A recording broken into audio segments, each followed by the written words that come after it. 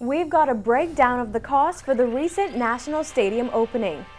$1.5 million to the technical services, and there's no other way to do it. Viewers weigh in on Prince Harry's visit, while the Minister of Youth, Sports and Culture defends the itinerary for the Prince's trip. And tennis legends in town for the Bahamas Women's Open. Everyone loves being in the Bahamas. I'm Nakia DeVoe, and this is NB12 Weekend.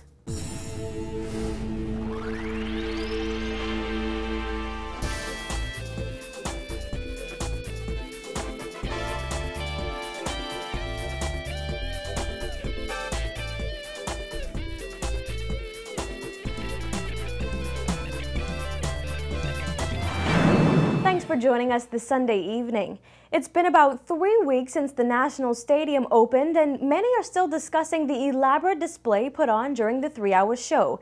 They're also discussing the cost of the opening, which stirred up much controversy in the weeks leading up to the celebration. And after the opening, people wanted to know where the money went. Well, our Jasmine Bonamy has the answer in this report. The fanfare attached to the opening of the new multi-million-dollar stadium was forecasted to cost about $600,000, but Minister of Youth, Sports and Culture Charles Maynard recently revealed that it costs even less.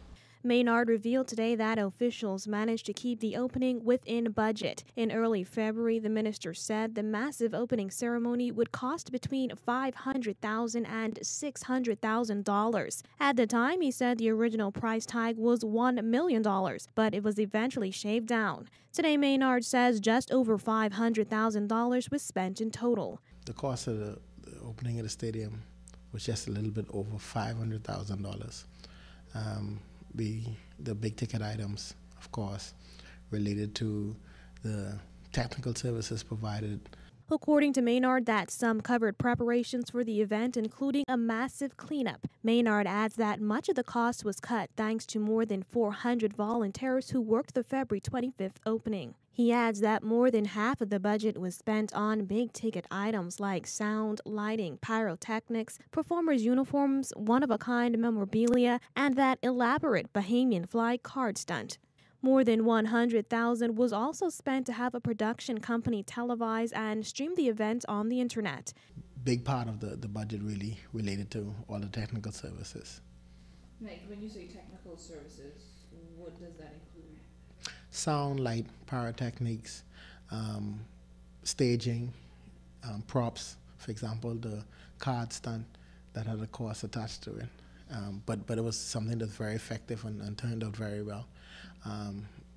Things like uniforms for all of the performers, that was a big ticket item as well. Medals that we gave out to the 15,000 people who attended in commemoration of the event, that had a cost associated with it as well. And so these were the things that brought us up to that figure of just over $500,000.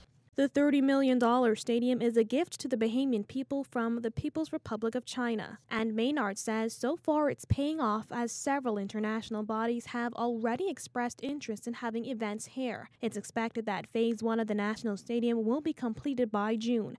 Reporting for NB12 Weekend, I'm Jasmine Bonamy. The official opening was not the only big event to be held in the new National Stadium. Prince Henry of Wales was the guest of honor at a youth rally this past Monday. That rally was just one of several events Prince Harry attended during his brief trip. Maynard says the prince seemed pretty impressed by the new facilities. And speaking of his events, planners for Prince Harry's recent visit have been criticized for his formal itinerary. Some Bahamians are concerned that the prince was bored during his short trip and may not return.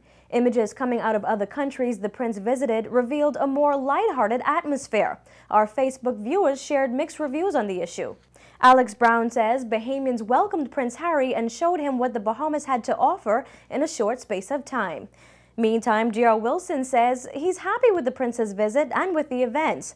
The only negative part, he says, was the Defense Force boat breaking down. J.P. Mickelson thinks that the government didn't have much say in the protocol. He says he's sure Prince Harry had a great time while in the Bahamas. He or the royal family will be back. J.P. says remember that it's better in the Bahamas. But then there are those like Sammy Knowles that feel Prince Harry's itinerary was too formal. He says we must remember that Prince Harry is just 27 years old. Seven Shalom, Ashley Mortimer, and Delano Monroe agree that the government missed the mark with planning the prince's visit. Ray Ashley said, "We could have made it a tad bit more exciting." She says even some of the spectators were bored. Well, Maynard addressed those concerns that surfaced after images of a relaxed-looking prince dancing in the streets during a festival in Belize and racing with the world's fastest man Usain Bolt in Jamaica went viral. Prince Harry visited both countries as a part of his 10-day Diamond Jubilee tour, celebrating the Queen's 60th year on the throne. The minister says from all indications the prince had expected to have a more formal visit.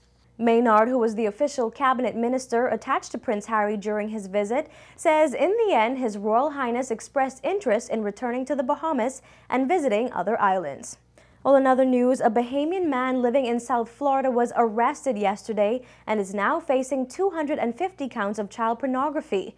26-year-old Kenwood DeVoe was reportedly living in a Hallandale Beach home directly across the street from a park in that area. According to a press statement released by the Broward County Sheriff's Office, DeVoe was arrested early Saturday morning after investigators allegedly discovered photos of children in, quote, unspeakable positions. He was formally arraigned in court yesterday afternoon, where the judge set a bond of more than $1 million. Broward County officials say DeVoe is in the United States illegally and is also being held for immigration issues. Investigators say DeVoe lived in the Hallandale Beach home with several other adults. No word on when he's expected back in court. He is currently being held at the Broward County Jail.